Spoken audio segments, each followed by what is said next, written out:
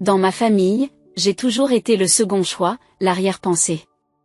Je m'appelle Lucie, j'ai 29 ans, et d'aussi loin que je me souvienne, ma sœur Jamie a toujours été l'enfant chéri. Elle a 4 ans de plus que moi, selon mes parents, elle est plus intelligente, plus jolie et plus talentueuse à tous points de vue. Lucie, tu dois comprendre que tu n'es pas aussi douée que ta sœur, disait ma mère, sans même essayer d'adoucir le choc. Nous ne voulons pas que tu te fasses de fausses illusions sur toi-même. Grandir avec ce genre d'encouragement a été difficile, mais j'ai appris à y faire face. Il le fallait. Lorsque Jamie a obtenu son diplôme de fin d'études secondaires, mes parents ont tout mis en œuvre.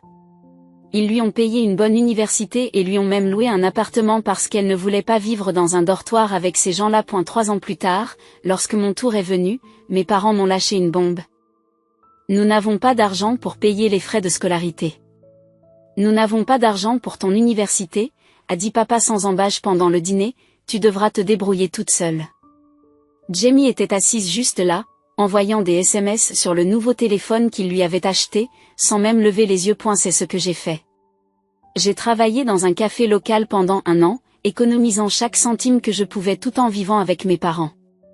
Puis j'ai contracté un prêt étudiant et je me suis inscrite à l'université. Pendant 4 ans, j'ai jonglé entre les cours et les horaires de travail, rentrant épuisée chez des parents qui reconnaissaient à peine mes efforts. Après avoir obtenu mon diplôme, j'ai décroché un emploi de débutant dans une société de marketing. Ce n'était pas très prestigieux, mais c'était un début. J'y croulais sous les dettes, je payais le loyer de mon minuscule appartement grâce à mon prêt étudiant. J'économisais pour acheter une voiture afin de remplacer celle qui était en train de mourir, mais je faisais en sorte que ça marche. C'est alors que mes parents m'ont invité à dîner.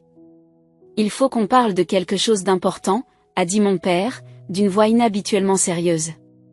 J'ai senti un nœud se former dans mon estomac. Qu'est-ce qui ne va pas? Les heures de travail de ton père ont été réduites, explique maman en lui tendant la main. Nous avons du mal à joindre les deux bouts, nous espérions que tu pourrais nous aider financièrement. Jusqu'à ce que les choses s'améliorent. J'ai hésité, je ne sais pas si je peux, je suis déjà à bout de souffle avec mes remboursements de prêt. Oublie ça, me coupe papa, son visage se durcit. Je suppose que le dîner est annulé, j'ai perdu l'appétit. Ils se sont levés tous les deux, me laissant seule à table, la culpabilité m'écrasant comme un poids. Après quelques jours de nuit blanche et de maux d'estomac. J'ai demandé à mon patron des heures supplémentaires. Puis j'ai appelé mes parents. Je leur ai dit, je peux t'envoyer $700 par mois, c'est le maximum que je puisse faire pour l'instant. Cela suffira pour l'instant, m'a répondu ma mère, dont la voix s'est instantanément réchauffée, et lorsque tu auras obtenu la promotion à laquelle tu travailles, tu pourras nous aider davantage. Pas de remerciements, pas de reconnaissance, juste l'espoir que je leur en donnerai plus dès que je le pourrai. Pendant 2 ans, c'est exactement ce que j'ai fait. Je leur ai envoyé $700 par mois, tandis que Jamie, qui avait déjà un bon emploi, continuait à recevoir de l'argent de nos parents. Ils ont même payé ses vacances lorsqu'elle a été promue au travail. Lorsque j'ai finalement obtenu ma propre promotion, il n'y a pas eu de dîner de célébration, ni d'appel de félicitations. Juste un message de ma mère, c'est merveilleux, chérie. Nous pensions que tu pourrais augmenter ta contribution mensuelle à $1000 maintenant. Je voulais dire non. Je voulais crier que ce n'était pas juste. Mais je savais ce qui se passerait, le traitement silencieux, les discours culpabilisants, les commentaires passifs-agressifs. Alors j'ai accepté. C'est ma bonne fille, disait maman, et je détestais la façon dont ces mots me donnaient l'impression d'être à la fois heureuse et utilisée. Pendant des années, j'ai travaillé, économisé et lutté, jusqu'à ce que, finalement, j'effectue le dernier paiement de mon prêt étudiant. 7 ans après l'obtention de mon diplôme, j'étais libérée de ce fardeau. Je me sentais plus légère que je ne l'avais été depuis des années, comme si je pouvais enfin respirer. Ce soir-là, j'ai acheté une bouteille de vin de luxe et je me suis rendue chez mes parents pour fêter l'événement. Quand je suis entrée, Jamie était là aussi, allongée sur le canapé comme si l'endroit lui appartenait. Quelle est l'occasion? A-t-elle demandé en regardant la bouteille. J'ai payé mon dernier prêt étudiant aujourd'hui, ai-je dit, incapable d'empêcher la fierté de s'exprimer, je n'ai officiellement plus de dette. Jamie ricana et roula des yeux, c'est ça que tu fêtes. Mon Dieu, Lucie, c'est tellement ennuyeux. Avant que je puisse répondre, elle m'arrache la bouteille des mains et se tourne vers nos parents avec un sourire radieux. Célébrons quelque chose d'important, annonça-t-elle. J'ai rencontré un type formidable, il est plein aux as, et je l'emmène vous rencontrer la semaine prochaine. Le visage de mes parents s'est illuminé comme il ne l'avait jamais fait pour moi. Ils n'ont pas dit un mot sur le fait que Jamie avait pris mon vin ou détourné mon moment. Ils ont simplement commencé à lui poser des questions sur ce type, oubliant complètement la raison pour laquelle j'étais venue. J'y suis restée là pendant 1 heure, piochant dans une assiette de fromage et de crackers, avant de m'éclipser par la porte, sans que personne ne s'aperçoive de mon absence. Cette nuit-là, allongée dans mon lit, j'ai regardé le plafond en me demandant si les choses changeraient un jour. Le prêt était remboursé, mais je me sentais toujours liée aux attentes de mes parents, à leurs exigences, au rôle que j'avais toujours joué dans notre famille. Après l'incident du vin, je me suis éloignée de ma famille. Notre communication s'est réduite au rappel mensuel de mes parents: n'oublie pas d'envoyer les $1000 ce mois-ci, Lucie. Pas de questions sur ma vie, mon travail ou mon bonheur, juste l'argent. Je n'ai pas appelé Jamie non plus, et elle ne m'a pas tendu la main. Nous n'avions jamais été proches, mais maintenant la distance entre nous ressemblait à un canyon. J'ai donc été surpris lorsque mon téléphone s'est allumé à son nom un mardi après-midi, alors que j'étais au travail. Bonjour, ai-je répondu prudemment. Lucie, enfin. Écoute, mon anniversaire est dans 2 semaines, tu sais, dit Jamie sans se soucier des civilités. Je vais avoir 33 ans et je vais faire une fête chez Bellini. Bellini était l'un des restaurants les plus chers de la ville, bien sûr. Je vous envoie 3 options de cadeaux, poursuit-elle, choisissez-en un et offrez-le-moi. Sinon, tu vas probablement m'offrir quelque chose d'inutile comme l'année dernière. L'année dernière, je lui avais offert un album photo fait main avec des photos de notre enfance, elle y avait à peine jeté un coup d'œil. Et ne sois pas en retard, réservation à 7 heures. Sur ce, elle a raccroché. Quelques minutes plus tard, mon téléphone a reçu son message. 3 liens vers des articles, un sac à main de marque, $850, une paire de boucles d'oreilles, $650, et un pull en cachemire, $550. J'ai cliqué sur le lien du pull, l'option la moins chère, et je l'ai commandé avec une livraison express. Le soir de l'anniversaire de Jamie, je me suis habillée avec soin dans une robe bleue que j'avais gardée pour une occasion spéciale, j'ai emballé son cadeau dans du papier argenté avec un nœud assorti, et je me suis rendue chez Bellini. L'hôtesse m'a conduite à une grande table ronde où une douzaine de personnes étaient déjà assises. Mes parents et Jamie occupaient les places centrales, tandis que l'on me dirigeait vers un siège à l'extrémité, coincé entre mon cousin Todd et l'ami de ma tante, Marge, que je connaissais à peine. Le serveur est passé avec du champagne et l'heure des toasts a bientôt sonné. Mon père s'est levé en premier, levant son verre en direction de Jamie. À notre belle et brillante fille pour son 33e anniversaire, dit-il, la voix chargée d'émotion. Ta mère et moi ne pourrions être plus fiers de la femme que tu es devenue, nous t'aimons plus que les mots ne peuvent le dire. Et ma mère s'est tenue à côté de lui, les larmes aux yeux, et a sorti une enveloppe. C'est un petit témoignage de notre amour, dit-elle en l'attendant à Jamie. Jamie l'a ouverte et s'est exclamé, $25 000 ? Maman, papa, vous n'auriez pas dû. J'ai failli m'étouffer avec mon champagne, $25 000 ? Il ne m'avait jamais donné plus qu'une carte cadeau de $300 pour mon 25e anniversaire, et il s'en était plein. Nous voulions t'aider à payer ton acompte, a expliqué maman, nous savons à quel point tu veux avoir ta propre maison. Jamie s'est levé, visiblement ému, et a levé son verre. Je veux remercier mes parents extraordinaires de m'avoir toujours fait sentir que j'étais la fille la plus choyée du monde. Je n'ai jamais manqué de rien grâce à votre amour et à votre générosité. Elle m'a regardé droit dans les yeux en disant cela, un petit sourire en coin se dessinant sur ses lèvres. Mes parents ont applaudi avec enthousiasme. La table est devenue maladroitement silencieuse, mon oncle a toussé. Mon cousin Todd s'est déplacé mal à l'aise à côté de moi. Tout le monde connaissait le favoritisme de notre famille, ce n'était pas vraiment un secret. Eh bien, continuons, dit Jamie avec éclat. Tante Carole, voudrais-tu dire quelque chose? Mais quelque chose en moi a craqué, peut-être était-ce le champagne, ou le chèque de $25 000, ou le visage suffisant de Jamie. Quoi qu'il en soit, je me suis levée avant que tante Carole ne puisse parler.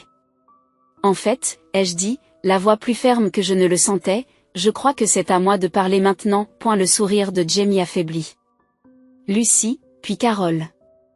Vous semblez avoir oublié que dans cette famille, il y a 2 filles, continuai-je en l'ignorant, et pas seulement la plus chère. Un silence s'est installé autour de la table, mon père s'est éclairci la gorge, Lucie, ce n'est pas le moment de, point. Pourquoi, papa? Pour la vérité? Mon cœur battait la chamade, mais je ne pouvais pas m'arrêter maintenant.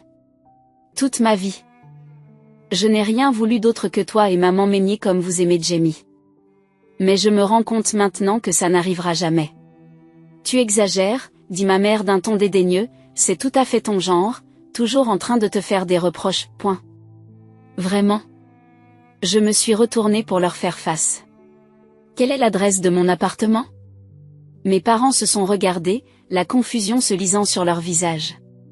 Vous ne savez pas, n'est-ce pas? Tante Carole, tu sais où j'habite?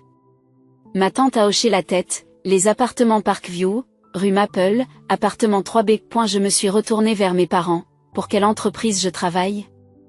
Leurs visages ont rougi, mon père a balbutié, c'est cette société de marketing. Reynolds et Associés, a répondu ma tante à voix basse. Vous voyez, ai-je dit en regardant autour de la table. Mes propres parents ne connaissent pas les faits les plus élémentaires de ma vie. Ils n'ont jamais visité mon appartement ni posé de questions sur mon travail. Mais cela ne les empêche pas de me prendre 1 000 $ par mois. Lucie, arrête tout de suite, siffle ma mère, tu nous mets dans l'embarras. Jamie s'est levé, le visage déformé par la colère. C'est mon dîner d'anniversaire, sortez si vous n'êtes pas sage. Je les ai ignorées toutes les deux. J'en ai fini, ai-je dit, d'une voix étonnamment calme. À partir d'aujourd'hui, je ne t'enverrai plus d'argent et j'en ai fini de prétendre que nous sommes une famille. Tu ne peux pas faire ça, s'est écriée ma mère, nous comptons sur cet argent, point. Alors je te suggère de demander de l'aide à ta fille la plus chère, ai-je répondu en posant le cadeau de Jamie sur la table. Bon anniversaire, sœurette. Sur ce, je suis sortie du Béliniès. Laissant derrière moi une table de visages choqués et les protestations bafouillantes de ma famille. Dès que je suis arrivée à ma voiture, j'ai éteint mon téléphone. Mes mains tremblaient tellement que j'ai dû m'asseoir pendant 5 minutes avant de pouvoir conduire.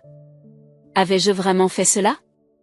Avais-je vraiment tenu tête à ma famille devant tout le monde? Le trajet jusqu'à la maison était flou, mon esprit ne cessait de repasser les expressions choquées sur les visages de mes parents, la façon dont la bouche de Jamie était restée ouverte, le silence inconfortable qui régnait autour de la table. Une partie de moi se sentait coupable d'avoir provoqué une scène au dîner d'anniversaire de ma sœur. Mais une plus grande partie a ressenti quelque chose d'inconnu, du soulagement. En rentrant chez moi, j'ai enlevé mes talons, je me suis servi un verre de vin et je me suis effondrée sur mon canapé. Pour la première fois depuis des années, je n'avais plus ce nœud d'anxiété dans l'estomac qui apparaissait dès que je pensais à l'argent. Plus besoin d'étirer mon budget pour envoyer 1 000 $ à mes parents chaque mois, plus besoin d'avoir l'impression de ne jamais en faire assez. Je suis allée me coucher sans rallumer mon téléphone. Le lendemain matin, je me suis réveillée en me sentant étrangement légère, même si je savais ce qui m'attendait. J'ai fait du café, j'ai respiré profondément et j'ai allumé mon téléphone. Il a immédiatement explosé de notifications. 15 appels manqués de maman, 7 de papa, 3 de Jamie, 28 SMS. J'ai fait défiler les messages, mon estomac se serrant un peu plus à chaque fois. Maman, appelle-moi tout de suite, jeune fille. Papa, ta mère est très énervée, tu dois t'excuser. Jamie, merci d'avoir gâché mon anniversaire, espèce de salaud égoïste. Maman, on comptait sur cet argent, Lucie, ce n'est pas juste pour nous. Papa, après tout ce que nous avons fait pour toi. C'est comme ça que tu nous remercies? La dernière phrase m'a fait rire amèrement. Tout ce qu'ils ont fait pour moi? Comme quoi, me dire dès l'enfance que je n'étais pas aussi bon que ma sœur? Me faire travailler et emprunter pendant qu'ils payaient tout pour Jamie, mais ensuite, j'ai remarqué d'autres messages, de parents qui avaient assisté au dîner. Et Carole, je suis fière de toi, Lucie, il fallait le dire. Cousin Todd, c'était intense hier soir, mais tu t'es enfin défendu. Oncle Bob, tes parents ont toujours fait du favoritisme, c'est bien que tu le dénonces. Leur soutien m'a fait monter les larmes aux yeux, je ne m'attendais pas à ce que quelqu'un prenne ma défense. J'ai pris une autre grande inspiration et j'ai ouvert mon application bancaire. Les doigts tremblants, j'ai navigué jusqu'à la section des paiements récurrents et j'ai trouvé le virement mensuel sur le compte de ma mère. J'ai survolé le bouton d'annulation pendant un moment. Puis j'ai appuyé fermement dessus. Un message de confirmation est apparu, le paiement récurrent était annulé. Les 2 semaines suivantes ont été étonnamment paisibles. J'ai bloqué les numéros de mes parents et de Jamie, afin de ne pas voir leurs messages ou leurs appels. J'y suis allé travailler, j'ai passé du temps avec des amis, j'ai regardé des films et, pour la première fois depuis des années, je n'ai pas eu l'impression d'être constamment en train de faire du surplace sur le plan financier. J'ai commencé à placer les 1000 $ supplémentaires sur un compte d'épargne, en rêvant de partir en vacances quelque part, ce que je n'avais pas pu me permettre.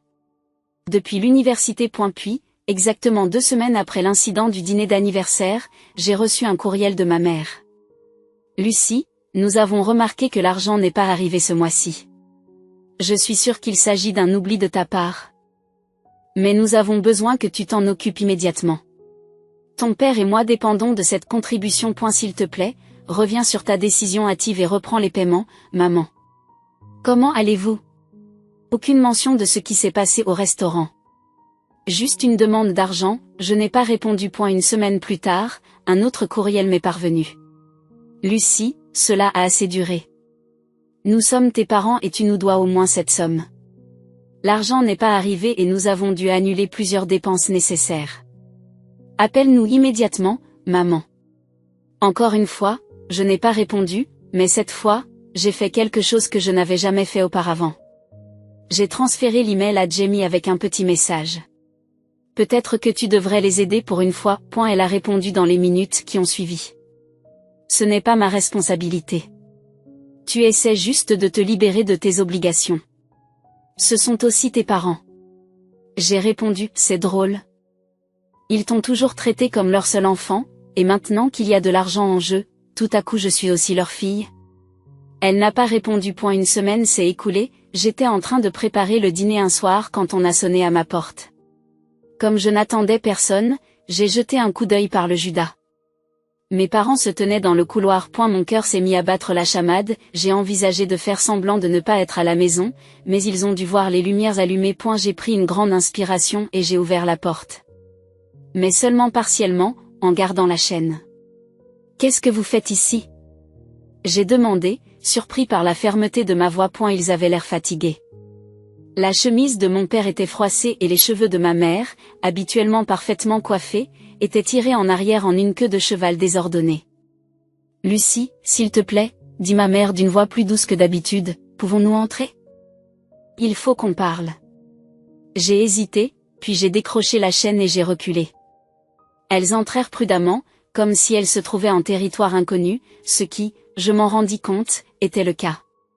C'était la première fois qu'ils venaient dans mon appartement. Comment avez-vous trouvé mon adresse? Demandai-je alors qu'ils se tenaient maladroitement dans mon petit salon. Nous avons demandé à tante Carole, a admis mon père, l'air embarrassé. Bien sûr qu'ils l'ont fait. Que voulez-vous? J'ai essayé de garder une voix neutre, mais je pouvais entendre la pointe de la voix. Et ma mère soupire. Lucie, nous sommes désolés.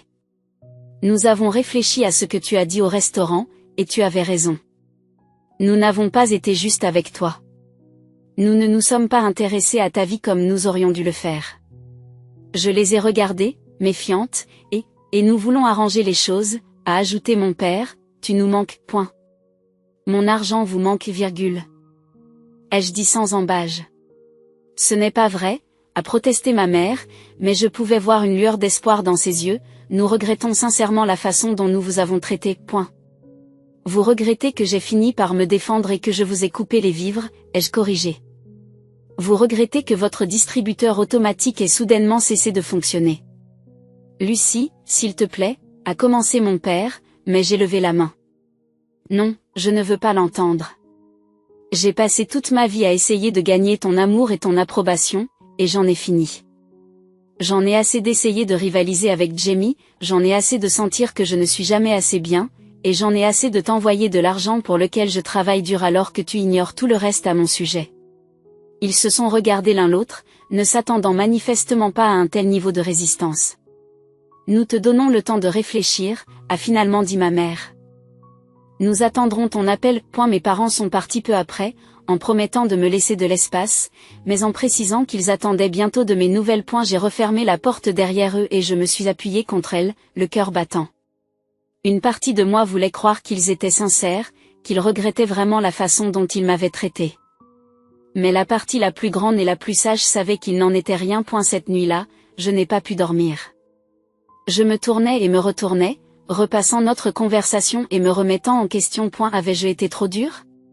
Aurais-je dû leur donner une autre chance? Puis je me suis souvenu de tous les anniversaires qu'ils avaient oubliés, de toutes les réussites qu'ils avaient ignorées, de toutes les fois où ils m'avaient comparé défavorablement à Jamie. Et je me suis souvenu qu'ils ne savaient même pas où je vivais ni où je travaillais. Le lendemain matin, j'ai appelé tante Carole. Elle m'a répondu chaleureusement, « Ma chérie, comment vas-tu? Tu savais que mes parents allaient venir à mon appartement? » J'ai demandé. Elle a soupiré, « Ils ont appelé pour demander ton adresse. » J'ai hésité à la leur donner, mais je me suis dit qu'ils étaient peut-être enfin prêts à se racheter. Avais-je tort? Je ne suis pas sûre, ai-je admis. Ils ont dit qu'ils étaient désolés, mais j'ai eu l'impression qu'ils étaient plus désolés pour l'arrêt de l'argent que pour autre chose. Tes parents ont toujours été, elle a fait une pause, cherchant le bon mot, compliqué. Ils n'ont jamais su admettre leur tort, mais c'est peut-être un début. Je n'étais pas convaincue, peut-être. Qu'est-ce que tu vas faire, demande-t-elle. Je ne sais pas encore, mais je ne leur enverrai plus d'argent, c'est sûr. Tant mieux pour toi, dit-elle fermement, et Lucie? Je veux que tu saches que je suis fière de toi. Tu as travaillé si dur et tu as accompli tant de choses par toi-même. Les larmes me montent aux yeux. Pourquoi mes propres parents n'ont-ils jamais pu me dire ces mots? Une semaine s'est écoulée sans aucun contact avec mes parents. Puis 2 semaines. Je m'attendais à ce qu'ils se présentent à nouveau à ma porte ou qu'ils trouvent un nouveau moyen de me contacter, mais il n'y avait rien. J'ai d'abord été soulagée, puis, bizarrement, déçue. Avait-il abandonné si facilement? Puis, exactement un mois après leur visite, j'ai reçu une lettre par la poste, de la part de Jamie, entre autres. J'ai failli la jeter sans l'ouvrir, mais la curiosité a pris le dessus. À l'intérieur se trouvait une simple feuille de papier avec son écriture précise. Lucie. Papa et maman ont des difficultés financières sans tes contributions. Ils ont dû réduire beaucoup de choses. Papa cherche un 2e emploi et maman parle de reprendre le travail pour la première fois depuis 20 ans. Ils m'ont demandé de les aider, mais je ne peux pas me le permettre pour le moment. Mon petit ami et moi avons rompu et j'ai dû déménager dans un appartement plus petit. Je sais que nous n'avons jamais été proches, et je sais que j'ai été la préférée. Je ne l'ai pas demandé, mais je ne l'ai pas non plus refusé.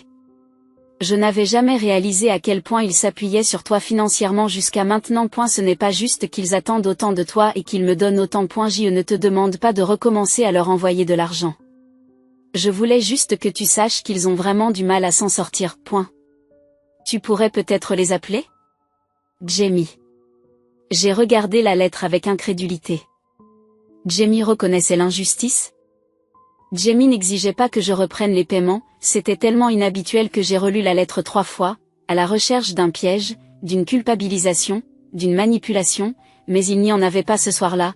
Je me suis assise sur mon balcon avec un verre de vin, j'ai regardé le coucher de soleil et j'ai pensé à ma famille. Pour la première fois de ma vie, j'étais à l'aise financièrement. Mes prêts étudiants étaient remboursés, j'économisais de l'argent chaque mois et j'avais même commencé à regarder les voitures pour remplacer ma vieille berline.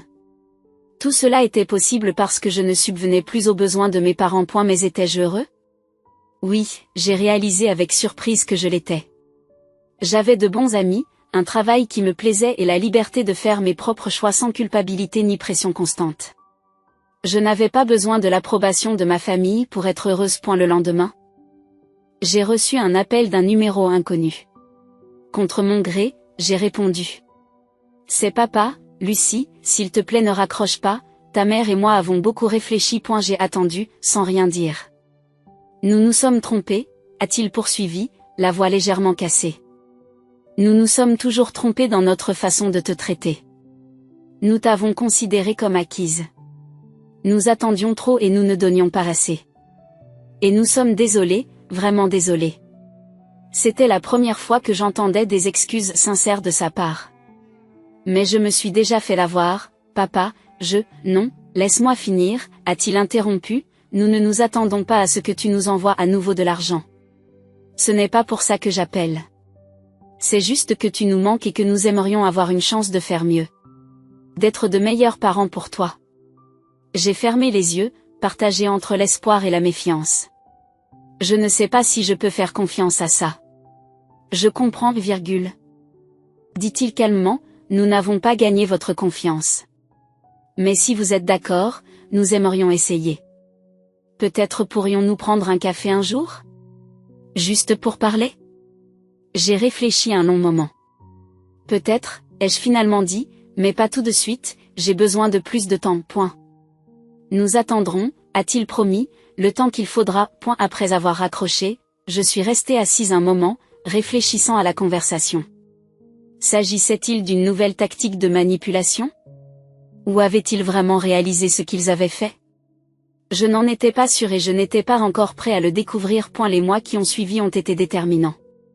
Grâce à l'argent supplémentaire que j'économisais, j'ai pu déménager dans un meilleur appartement et acheter enfin cette nouvelle voiture. J'ai obtenu une nouvelle promotion au travail, cette fois, je l'ai fêtée comme il se doit avec mes amis, qui étaient plus proches de moi que ma famille réelle ne l'avait jamais été et j'y suis restée en contact avec tante Carole et quelques autres membres de la famille, mais j'ai gardé mes distances avec mes parents et Jamie.